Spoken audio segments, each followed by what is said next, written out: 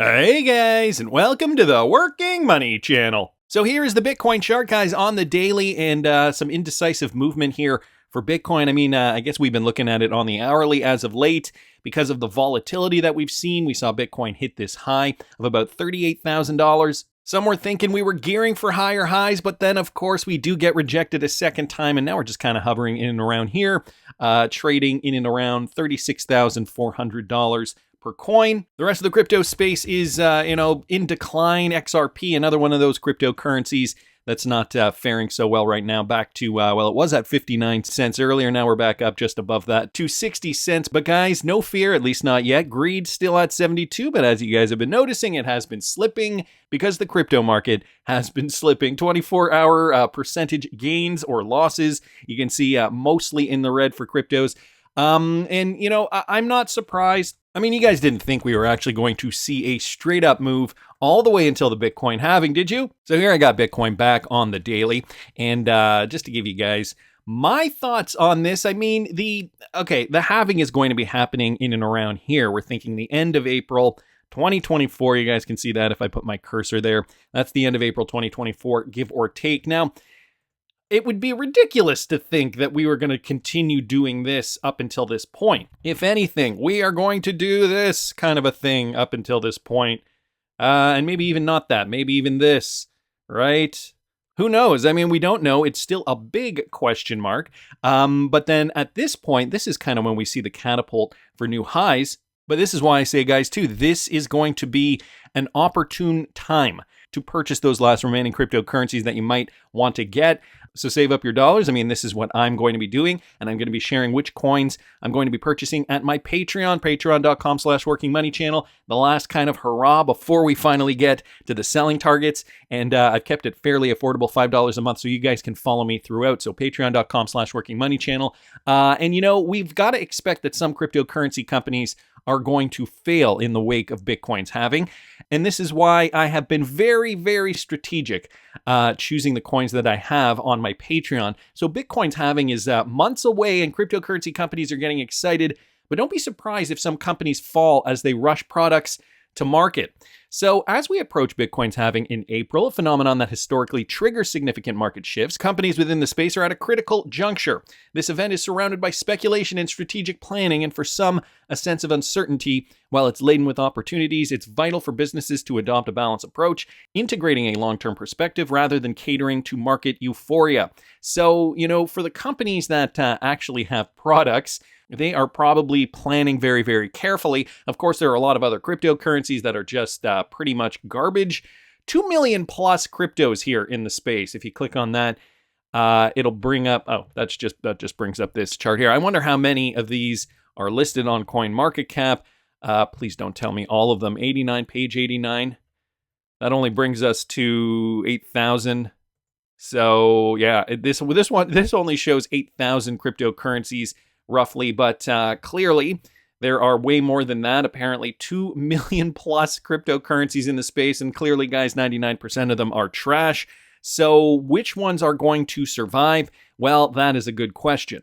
There have been recent layoffs at Avalanche, for example. Not to say it's a bad project, but that's at least what Cointelegraph is reporting here. In light of this, crypto companies are increasingly channeling their efforts into product development and halting market efforts. The goal is to diversify offerings to cater to an evolving customer base, which is expected to expand post-halving. So, guys, the halving period is really the nexus, I think, for this next bull run. We're going to see more utility probably kick in once there's more liquidity in the market. I have a feeling this is going to be the same for XRP, so sit tight. The best is yet to come, but I think we're going to have a bit of a cool winter. That's just my opinion. We've had a pretty good 2023, I got to say, thus far. But generally speaking, what we do tend to see is the market retrace a little bit before we get poised for that big run up starting next year.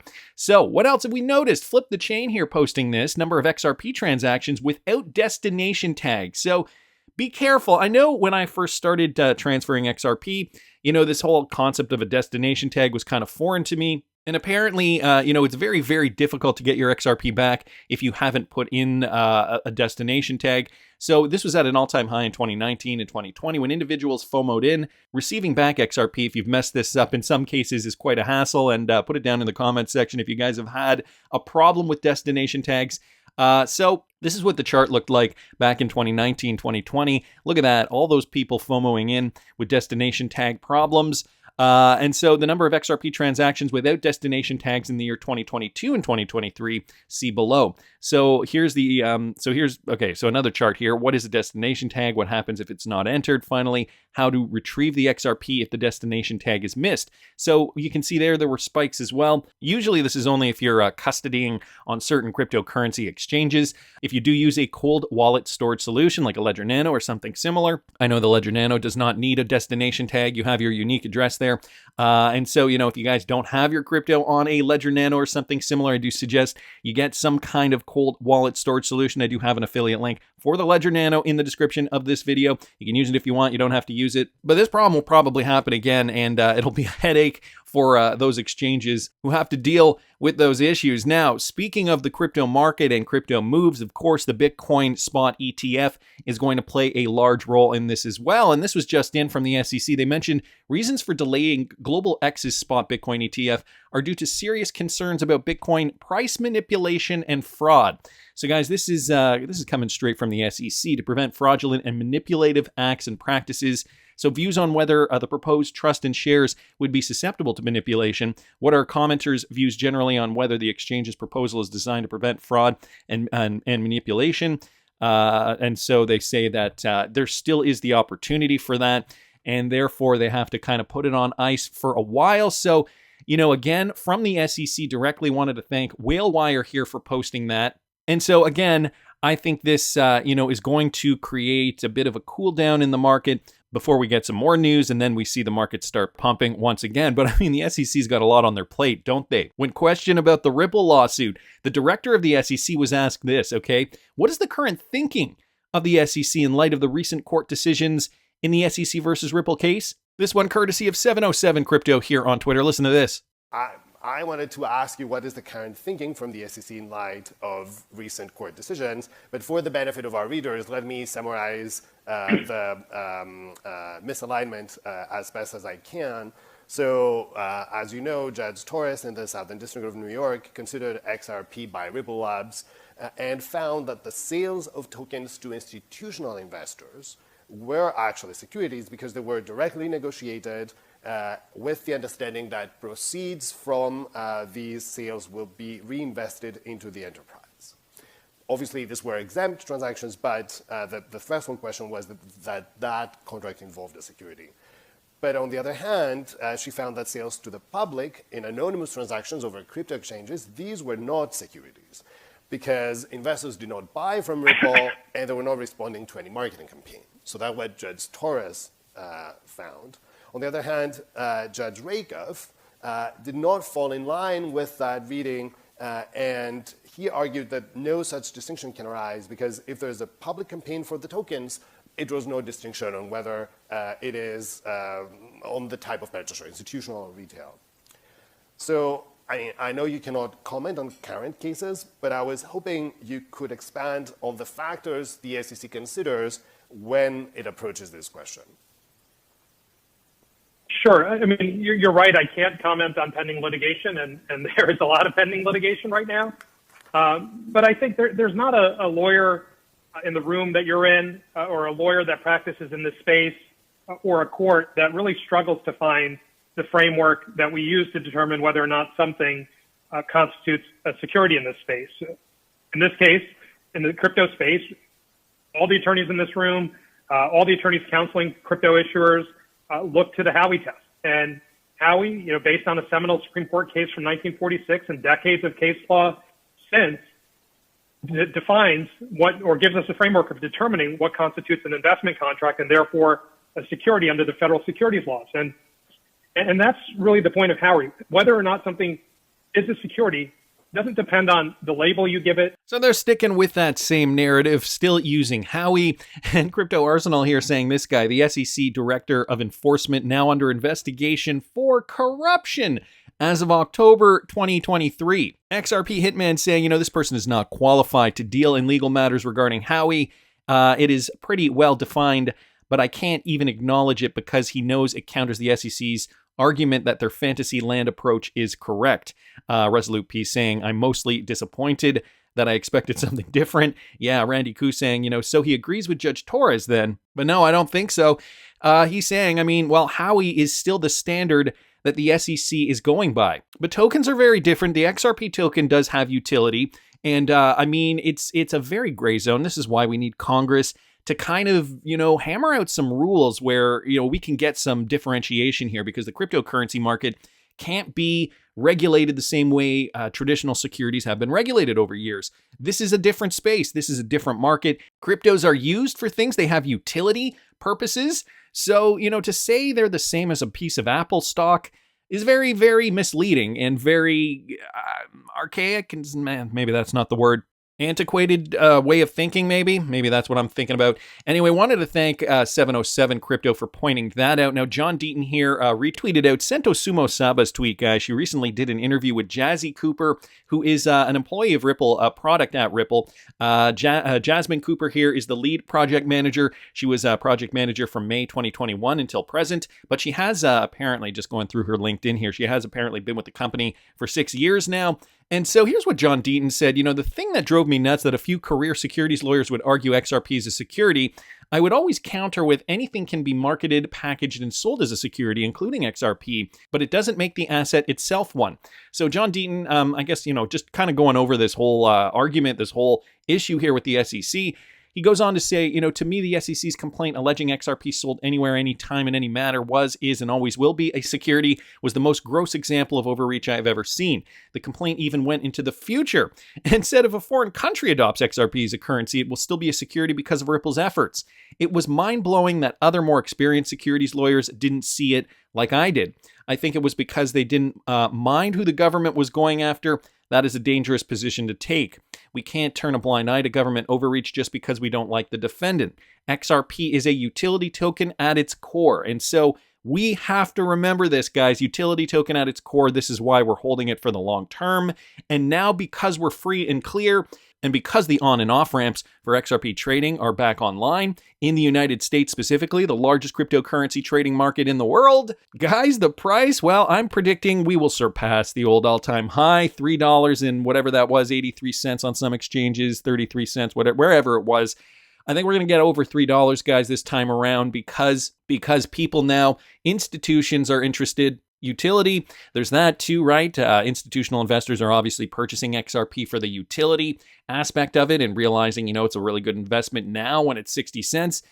So this was the simple logic that made me so confident Judge Torres would make it clear XRP itself is not a security. She followed the law. Here's just a quick clip here of Jazzy Cooper doing an interview with Crypto Eddie. Listen to this. Will this coming of new DeFi products, and particularly the AMM, is it going to change at all the tokenomics of XRP? I don't think that it will directly. XRP is really a utility token at its core in terms of how it's used on the ledger, primarily for gas and account reserves. So I really don't think it will change the tokenomics, but as we see growth and adoption, I think we'll just see a greater need and greater utility of the token itself. I urge you guys to check out Crypto Eddie's interview there. So go over to her YouTube channel, check out the full thing, 18 minutes long. So, utility token, this is exactly what, all these lawyers should be realizing about this particular cryptocurrency and, using that as precedent moving forward. This could really change the space, and it could change it for good in the United States. So I wanted to thank Crypto Eddie, John Deaton here, 707 Crypto, obviously, all for pointing to that. Now, guys, Wrath of Condiment here, bringing this up earlier this year, I believe it was this year, we got news that Ripple was partnering with Odin Pay by Oceanus, and they said, he's got a sharp mind, the Wrath of Condiment, because I did not remember this, but he remembered this. They said that by end of year 2023, that this was going to be up and running. So he decided to go to their website and see if there were any updates here with regards to Odin. But as you guys can see, still just looks like, a basic landing page here, giving you guys basic information about this company, some of their trusted network buyers.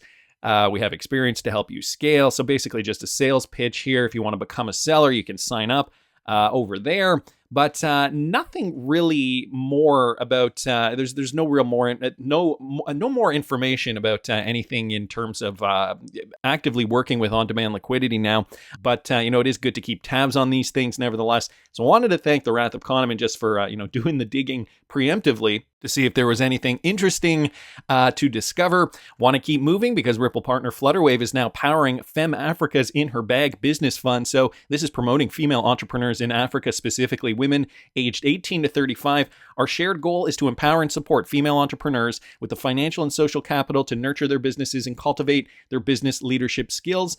As a female-owned business ourselves, we at Fem Africa understand the different challenges many entrepreneurs face when it comes to scaling up their businesses. That's why we've partnered with leading fintech powerhouse Flutterwave to give female entrepreneurs who own small and medium-sized businesses across Nigeria the opportunity to grow. So, for any, whether it's female-owned or any small to medium-sized business, of course, you are going to need as much support as you can get when it comes to, anything business related. So any leg up, I think, is good. And, it's good to see that Flutterwave is supporting this, that they're sponsoring this.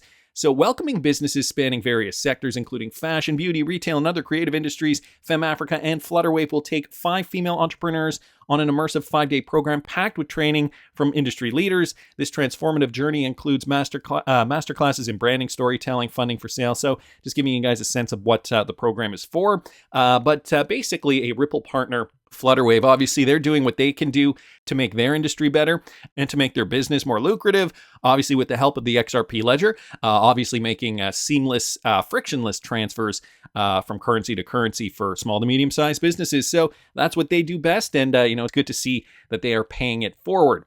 Want to keep moving, guys, because there's more here. Michael Branch bringing this up. Ripple is bolstering the XRP ledger as it just announced a new round of funding for innovators building on the XRP ledger. So to promote this real-world utility, to promote more utility for XRP specifically, Ripple has injected $1.3 million to bootstrap promising XRP ledger projects.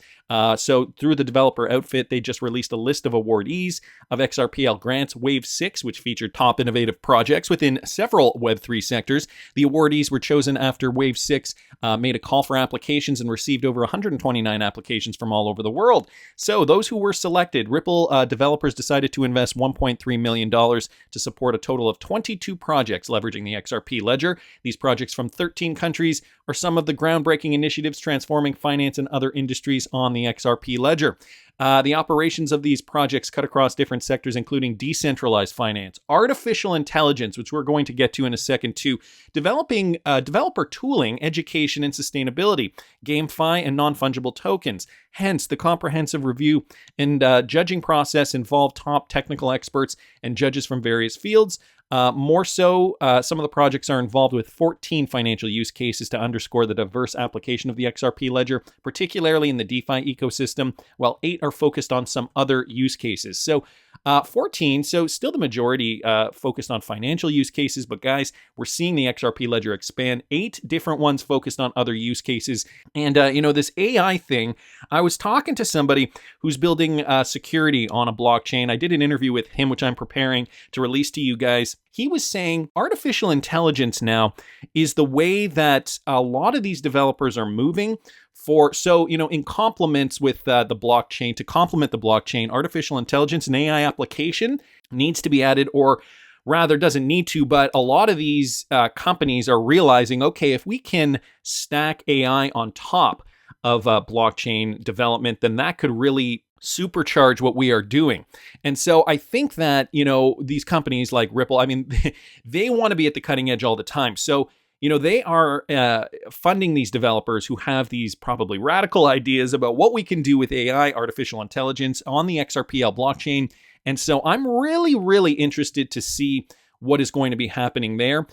So other awardees include, in the DeFi space, include Fluid EFI, Instalink, ReadyMe, XRP Passport, VNX stablecoins on the XRP ledger, and Wolfram XRPL exchange data infrastructure. And Chat XRP was the only AI project selected for Wave 6, which brings me to this. AI is now being developed on the XRPL, bootstrapping Chat XRP, courtesy of Michael Branch here on Twitter. So what kind of developments are we going to see on the XRP ledger when it comes to AI, artificial intelligence? Ripple developers appear to be in search of quick pivots into the artificial intelligence scene after bootstrapping Chat XRP, one of the top promising startups on the XRP ledger. As unveiled on X, Chat XRP is one of the recipients of the $1.3 million grant. Apparently they got something like $75,000. Yeah, down here. But choosing Chat XRP is easy as the protocol is developing innovative solutions to optimize communication on the XRP ledger. So they're using AI to chat XRP, to communicate over the XRP ledger in a way that I guess is more conducive to smart thinking rather than just typical programming. Chat XRP offers a simple but more important value proposition, which is to transform XRPL integration and provide seamless access to Web3 services through a simple interface. The Chat XRP team got $75,000 seed money to boost the commitment to see more support as a crucial part of the XRP ledger. It is worth noting that Chat XRP has the first mover advantage as the XRPL protocol, considered the Ripple-backed network, is in its infancy and focused on promoting applicants that can contribute to its mission. Chat XRP's recognition comes at a time when the clamor around AI and blockchain fusion is gaining unique momentum, while competing chains like Cardano have their AI projects, including SingularityNet. Chat XRP will assume the de facto pioneering AI dApp within the XRPL ecosystem. So looks as though they are using a native function there to leverage AI technology, guys, on the XRP ledger. So what are the prospects here? XRPL is notably undergoing a very promising overhaul that will see many use cases make their way in a bid to serve users. The prominent trend observed in recent times is a series of new upgrades through successful governance voting the outfit has recorded recently. With such amendments targeting at fixing NFTs, reminting, as well as the impacts of reduced offers on its native AMMs, a major push to new heights has been unleashed, a major boost to the encompassing efforts from developers. So they talk about the Exao sidechain as well. It does make sense that they keep building, guys, that they keep, and not only that they keep building, that they keep at the cutting edge of technology, what the rest of the industry is doing. So now, guys, we're seeing AI through Chat XRP. That is the next branch. That, I think, is the next generation of where we're going to see crypto go. And so think about it. You stack crypto utility, what we thought was, really cutting edge 3 years ago. You stack AI on top of that. Boy, I think the sky will be the limit for utility once we see that utility kick in for XRP. That's just my opinion, though. I want to hear what you guys think. Please subscribe to the channel if you haven't already. Like the video if you like the content I'm providing. I always love hearing your comments. See you in the next one, guys.